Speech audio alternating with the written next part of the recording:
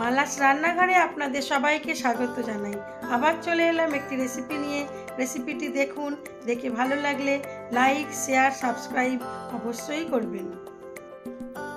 আমার আজকের রেসিপি খাসি মাংস কষা। তার জন্য যা যা লাগবে একটু দেখিয়ে দিই।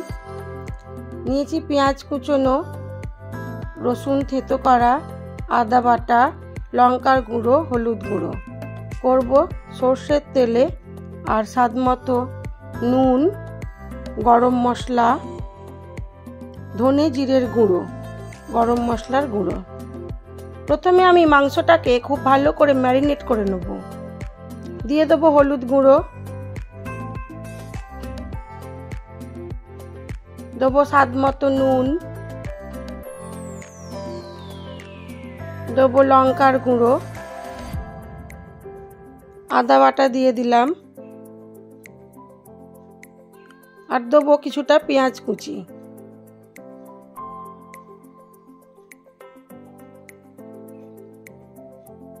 সবকিছু দিয়ে খুব ভালো করে মাংসটাকে মাখিয়ে নেব।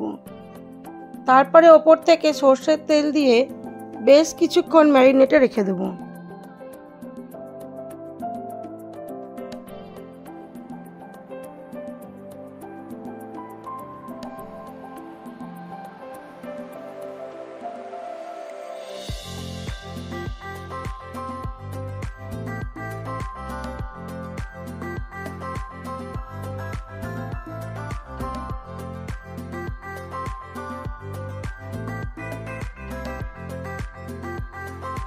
কড়াইয়ের মধ্যে দিয়ে দিলাম পরিমাণ মতো সর্ষের তেল।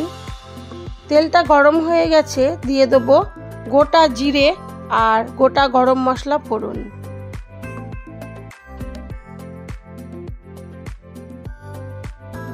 ফোড়নটা ভাজা হয়ে গেছে, দিয়ে দিলাম পরিমাণ মতো রসুন বাটা। রসুন বাটাটা দিয়ে একটু হালকা নেড়ে নিয়ে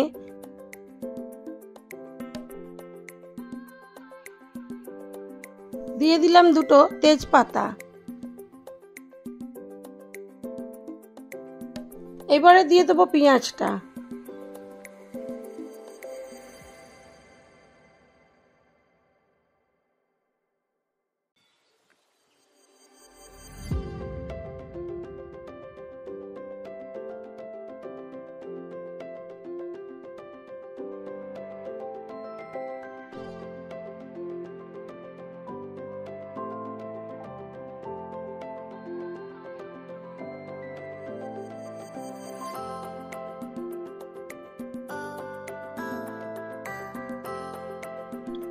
পেঁয়াজটা দিয়ে দিয়েছি, আমি এটাকে খুব ভালো করে ভাজবো না।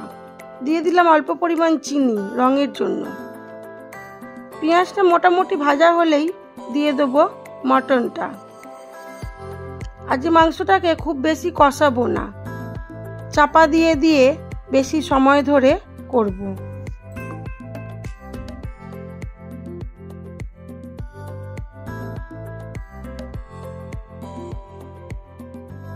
হালকা পেঁয়াজ ভাজা হয়ে গেছে, দিয়ে দিলাম ম্যারিনেট করে রাখা মাংসটা।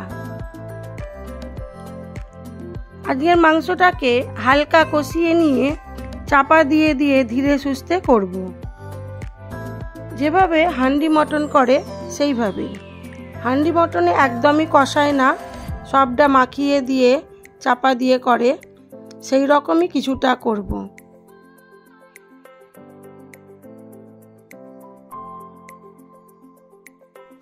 ঢাকা চাপা খুলে নিয়ে একটু নেড়ে নিয়ে আবার ঢাকা চাপা দিয়ে দেবো। একবার করে নেড়ে চেড়ে দেবো, কেন আদা বাটা আছে যাতে ধরে না যায়। দিয়ে আবার ঢাকা চাপা দিয়ে আবার 5 মিনিট 7 মিনিট রেখে দেবো, দিয়ে এটা হতে দেবো।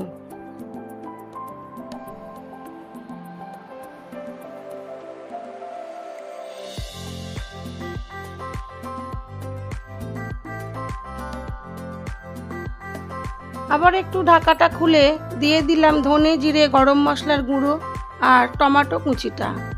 দিয়ে আবার একটু হালকা করে কষিয়ে নিয়ে আবার ঢাকা চাপা দিয়ে 5 মিনিট হতে দেবো।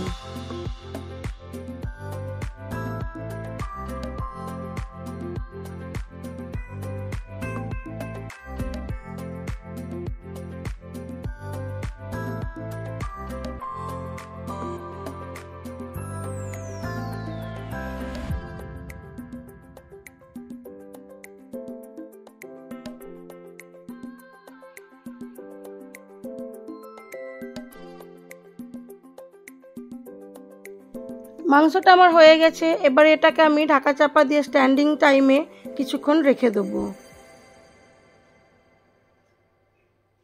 তারপরে আমি এটাকে সার্ভ করে দেবো। আমার এই ভিডিওগুলো যদি আপনাদের ভালো লেগে থাকে তাহলে লাইক, শেয়ার, কমেন্ট অবশ্যই করবেন। আর নতুন বন্ধু হয়ে থাকলে একটা সাবস্ক্রাইব করে দেবেন।